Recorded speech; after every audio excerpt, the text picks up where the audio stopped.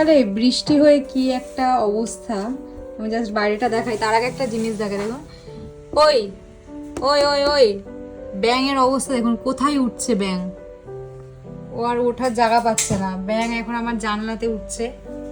তো এই মাত্র মানে খুব খুব জোরে বৃষ্টি হয়েছে।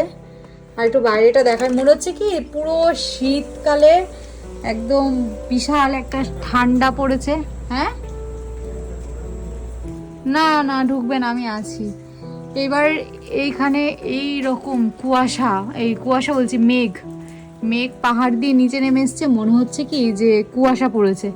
চারদিকের অবস্থা এখন মনে হচ্ছে বিশাল একটা ঠান্ডা ওয়েদার, শীতের মানে পুরো একটা শীতের ভাইব, এরকম গরম আর এরকম শীতের ভাইব।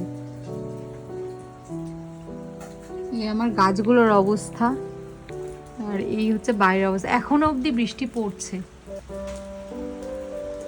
তো এই রকম একটা ওয়েদারে খুব ঝালঝাল একটা কিছু খেতে ইচ্ছা করছিল। আর এটা হচ্ছে আমার ননদ মানে আমার দিদিভাইয়ের দেওয়া একটা রেসিপি, সেই রেসিপিটাই ভাবলাম যে বানিয়ে ফেলি।